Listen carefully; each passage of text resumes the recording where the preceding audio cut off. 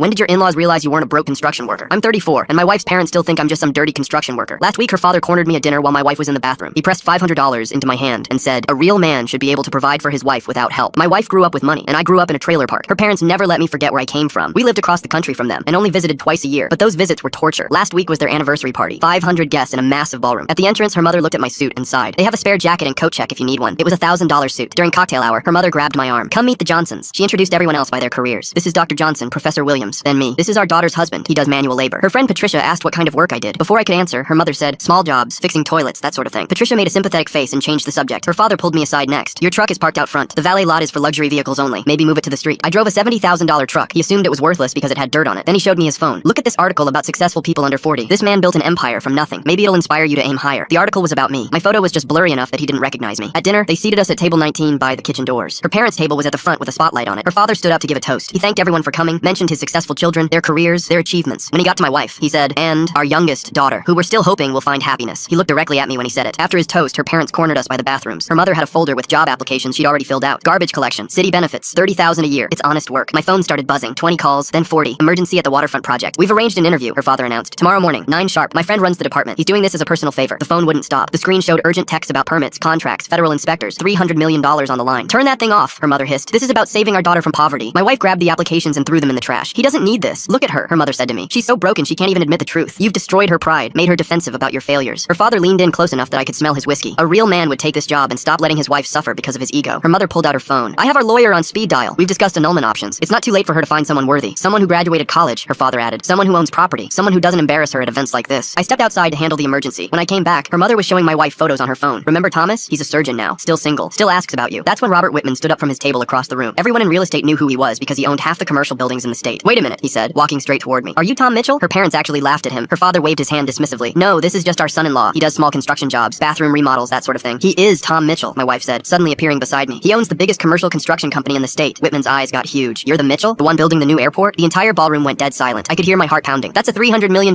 project, Whitman said, loud enough for everyone to hear. I've been trying to get a meeting with you for years. Nobody even knows what you look like because you never do publicity. Her mother's champagne glass slipped from her hand and shattered on the floor. The sound echoed through the silent room. 3 more developers at nearby tables stood up. They'd all recognized my name and were walking over. He also built the new hospital, my wife continued, her voice steady and clear. The federal courthouse downtown, the waterfront towers, half the buildings in the city. Her father's mouth was hanging open, but no words came out. He had to sit down. You own the biggest construction company in the state? Whitman asked me directly. Yes, I said quietly. Last year we did $900 million in projects. Her mother's face had gone completely white. But you never told us, she whispered. You never asked what I actually did, I said. You heard construction and decided I was nobody. I'm worth $40 million and you tried to give me grocery money. We were trying to help, his father whispered. No, my wife said. You were trying to fix him. I pressed the $500 back into his hand. Real men can pay for their own wives.